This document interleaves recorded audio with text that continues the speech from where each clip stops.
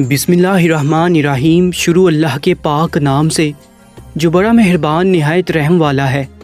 دوستو، آپ اس وقت موجود ہیں اردو میڈیکلز پر۔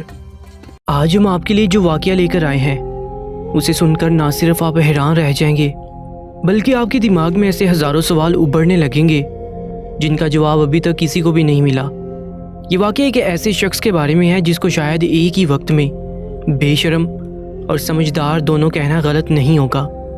بے شرم اس لیے کیونکہ وہ ایک ایسا کام کرتا تھا جس کو ہمارے معاشرے میں آج بھی بہت ہی زیادہ معیوب سمجھا جاتا ہے، اور سمجھدار اس لیے کیونکہ اس کا وہ کام کامیاب ضرور ہوتا تھا۔ یہ واقعہ ایک ایسے شخص کا ہے جس نے اپنے گھر میں ایک چھوٹا سا شفا خانہ کھول رکھا تھا، لیکن وہاں پر وہ صرف اور صرف بانجھ عورتوں کا ہی علاج کرتا تھا۔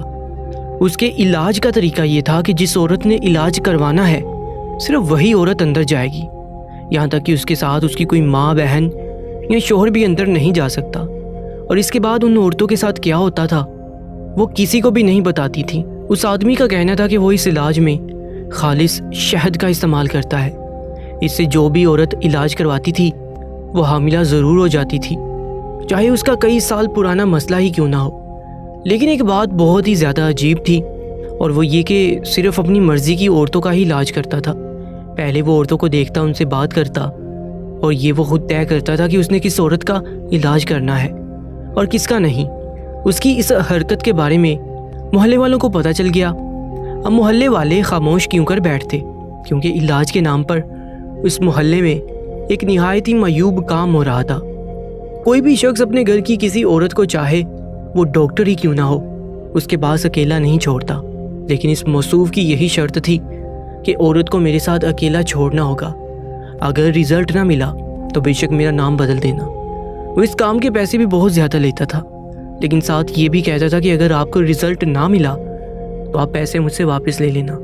اس طرح کے مسائل میں پھنسے ہوئے لوگ ویسے ہی بہت پریشان ہوتے ہیں، سنی سنائی باتوں پر یقین بھی کرتے ہیں اور باقی منہ مانگی قیمت بھی ادا کرنے کو تیار رہتے ہیں۔ محلے والوں نے آپس میں مشورہ کیا اور یہ جاننے کی کوشش کی کہ یہ علاج کس طرح سے کرتا ہے۔ اس کام کے لیے انہوں نے ایک عورت کو اس کے پاس بھیجا جو خود اپنی مرضی سے جانے کے لیے تیار تھی۔ اس عورت کو جب اندر بھیجا گیا تو اس نے عورت سے کہا کہ پہلے تجھے اس کے لیے ایک امتحان پاس کرنا ہوگا، اور اسی سے فیصلہ ہوگا کہ وہ شخص اسے مریضہ کے طور پر قبول کرتا ہے یا نہیں۔ اور اس عورت کا کہنا تھا کہ اس نے اسے کہا کہ ٹھیک ہے، میں تمہارا علاج کروں گا۔ پوچھا گیا کہ اس نے تمہیں کیا دیکھ کر قبول کر لیا، تو کہنے لگی کہ اس نے صرف مجھے سر سے لے کر پاؤں تک دیکھا اور کچھ پل میری آنکھوں میں گھورتا رہا، اور اس کے بعد کہا کہ میرا علاج کرے گا۔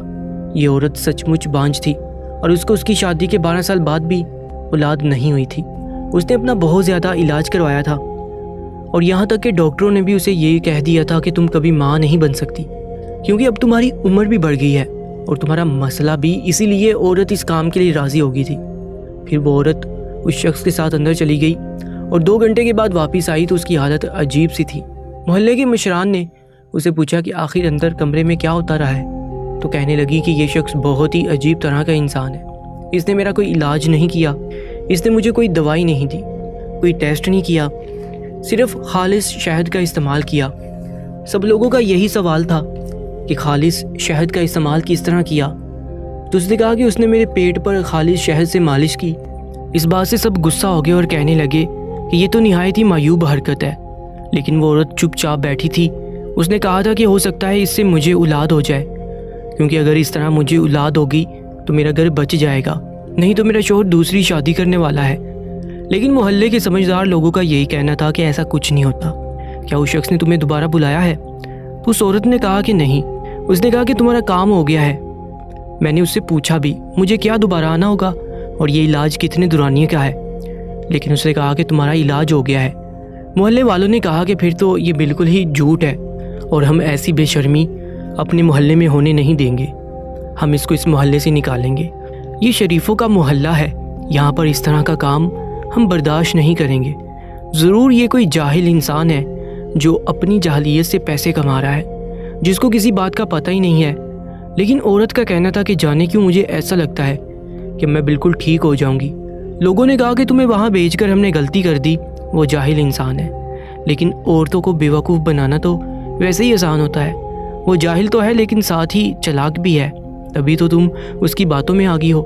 لوگوں نے اس عورت کے بارے میں بھی عجیب و غریب باتیں بنانا شروع کر دیں کہ اس کا شوہر اس کو کیوں چھوڑ رہا ہے، شاید اسی عورت میں کوئی کمی ہوگی اور یہ فوراً اس کام کے لیے راضی ہو گئی۔ بھلا کون سی عورت ایسی بات کے لیے اتنی جلدی راضی ہو سکتی ہے؟ یہ دنیا تو کہیں بھی کسی کو بھی چین نہیں لینے دیتی۔ اب اس عورت کی شامت آ گئی تھی اور اسے بھی لوگوں نے برا بھلا کہنا شروع کر دیا۔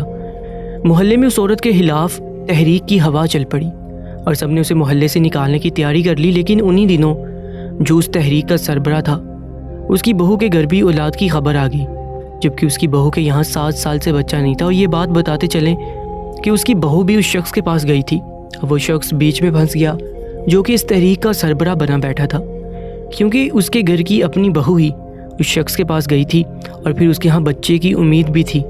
اب وہ بھی اس شخص کا گرویدہ ہو گیا اور کہنے لگا کہ واقعی اس نے کچھ کر دیا ہے، اس کے پاس ضرور کوئی علم ہے، کوئی طاقت ہے، کوئی جادو ہے، نہیں تو یہ کیسے ہو سکتا تھا؟ ہم امید ہار کر بیٹھے تھے۔ میری بہو کو ڈاکٹر نے کہا تھا کہ یہ کبھی ماں نہیں بن سکتی۔ لوگوں نے کہا کہ کیا اب تمہیں اس سے مسئلہ نہیں ہے؟ تو کہنے لگا کہ جو ہوا جیسا بھی ہوا، اللہ پاک نے میرے بیٹے کو اولاد دے دی، میری نسل آگے بڑھے گی، مجھے کسی بات کی پرواہ نہیں ہے۔ لیکن محلے والوں کا کہنا تھا کہ اتفاق بھی ہو سکتا ہے اور آپ تو اپنی بہو کا کب سے علاج بھی کروا رہے ہیں۔ لیکن جس عورت کو اس شخص کے پاس بھیجا گیا تھا اس نے 4-5 سال سے علاج بھی نہیں کروایا تھا، کیونکہ اس کا شوہر اس پر مزید پیسے نہیں ضائع کرنا چاہتا تھا۔ اس کے ساتھ مسئلہ بھی بہت پرانا تھا اور اس کی عمر بھی بہت زیادہ تھی۔ اب سب نظریں اس عورت پر تھیں کہ اس کے ساتھ کیا ہوتا ہے۔ وہ شخص جس کا بھی علاج کرتا اسے یہی کہتا تھا کہ تمہارا 1 سے 2 مہینے میں رزلٹ آ جائے گا۔ ابھی سب انتظار کرنے لگے، لیکن 1-2 مہینے بعد بھی کچھ نہ ہوا۔ تو محلے والوں نے ایک گروپس بنا لیا اور اس شخص سے بات کرنے چلے گئے۔ وہاں جا کر اس شخص کو بہت باتیں سنائیں اور اسے کہا کہ کہاں کے جاہل ہو تم، یہ محلہ جاہلوں کا نہیں ہے، یہاں پر پڑھے لکھے لوگ رہتے ہیں، جو تم کر رہے ہو وہ فریب ہے اور تم بیوقوفوں کو ہی مزید بیوقوف بنا سکتے ہو۔ سب کو تمہارے راز کے بارے میں پتہ چل گیا ہے، اتفاق سے 2-4 لوگ تمہارے ہاتھوں علاج کروانے سے ٹھیک ہو گئے تو اس کا مطلب یہ نہیں کہ تمہارے ہاتھ میں کوئی اعلیٰ اور عرفہ علاج آ گیا۔ جب لوگوں نے اس شخص کو 2-4 باتیں سنا دی تو اس کے بعد لوگ بدتمیزی پر اتر آئے۔ ان کا کہنا تھا کہ اپنا بوریا بستر اٹھا اور اس محلے سے نکل جا، تم جھوٹے ہو اور ہمارے محلے کی عورتوں کو بیوقوف بنا رہے ہو۔ آج تم ان کے ساتھ یہ سب کر رہے ہو، کل کو کچھ اور بھی کر سکتے ہو، تمہارا بھروسہ کون کرے، کون تم پر نظر رکھے؟ وہ شخص جانے کس مٹی کا بنا تھا کہ چپ چاپ کھڑا سب کی باتیں سن رہا تھا، یہاں تک کہ لوگوں نے اسے مار پیٹ کر یہاں سے نکالنے کا ارادہ کر لیا۔ لیکن جیسے ہی ایک شخص اس کی طرف بڑھا تو کسی نے اس کے ہاتھ کو پکڑ لیا۔ وہاں پر ایک آدمی آ گیا اور اس نے اس شخص کا ساتھ دیا۔ اس کا کہنا تھا کہ خبردار، اس کو بالکل بھی کوئی ہاتھ نہ لگائے، یہ واقعی ایک بہت اچھا انسان ہے اور اس نے ہمارا علاج کیا ہے۔ سب لوگ اس کی طرف متوجہ ہو گئے۔ اس نے کہا کہ میں اسی عورت کا شوہر ہوں جس کو تم لوگوں نے اس کے پاس بھیجا تھا، اور اس عورت کے یہاں آنے سے پہلے دراصل میں خود اس سے اپنا علاج کروا رہا تھا۔ میں نے اپنی بیوی کا علاج کروانا اسی لیے بند کر دیا کیونکہ مسئلہ اس کے اندر نہیں تھا اور اس کو یہ بات نہیں پتہ تھی کہ میں اپنا علاج کروا رہا ہوں۔ شاید اس لیے وہ یہ سب کرنے پر مان گئی، کیونکہ وہ بہت پریشان تھی اور یہ میری غلطی تھی۔ یہ ہمارے معاشرے کا المیہ ہے کہ مرد کبھی بھی خود کو غلط نہیں کہتے اور کمی ان میں ہوتی ہے، لیکن وہ عورتوں پر الزام لگا کر یہی کہتے ہیں کہ ہماری عورت میں مسئلہ ہے، ہمیں کچھ نہیں ہے۔ لیکن اس شخص کا کام یہ تھا کہ یہاں پر اس کے پاس علاج کروانے کے لیے مرد آتے تھے اور یہ ان مردوں کو یہی تسلی دیتا تھا کہ ان کا نام کبھی بھی باہر نہیں آئے گا اور وہ کبھی بھی کسی کو نہیں بتائے گا کہ وہ ان کا علاج کر رہا ہے۔ جن مردوں کا علاج ہو جاتا تو وہ انہی مردوں کی بیویوں کو بلاتا اور ان کا علاج کرتا، اور یہی مرد کسی نہ کسی طرح اپنی بیویوں کو وہاں جانے کے لیے راضی کر لیتے کہ ان کی بیویوں کو شک بھی نہ ہو اور ان کا کام بھی ہو جائے۔ شہد سے مالش اسی لیے کرتا تھا کہ عورتوں کو لگے کہ واقعی ہمارے ساتھ کچھ علاج ہو رہا ہے۔ دراصل علاج ان کے مردوں کا ہو رہا تھا اور پھر ان عورتوں کے ہاں خوشبری آ جاتی، بات بھی راز میں رکھی جاتی تھی اور محلے والے اور رشتہ دار بھی یہی سمجھتے تھے کہ عورت نے اپنا علاج کروایا ہے، مرد کا اس میں کوئی عمل دخل نہیں تھا۔ اور اس شخص کی اتنی واہ واہ ہو چکی تھی کہ سب یہی سمجھتے تھے کہ یہ صرف عورتوں کا علاج کرتا ہے، اسی لیے کوئی غلطی سے یہ سوچ بھی نہیں سکتا تھا کہ اس کے پاس مرد بھی آتے ہیں۔ اس شخص نے کہا کہ میری بیوی کے یہاں بھی امید ہے اور ڈاکٹر کا کہنا ہے کہ آپ کے یہاں 2 بچے آنے والے ہیں۔ میں یہ بات کسی کو بتانا نہیں چاہتا تھا، لیکن یہ میرا محسن ہے اور میں نہیں چاہتا کہ کوئی اس پر مصیبت آئے۔ یہ بہت ہی قابل ڈاکٹر ہے، حکیم ہے، اس کے نسخے میں بہت جان ہے۔ اس نے جس کا بھی علاج کیا اسے فائدہ ہی ہوا ہے۔ سب لوگ اس بات پر حیران تھے۔ اس شخص سے معافی مانگی اور چپ چاپ وہاں سے چلے گئے۔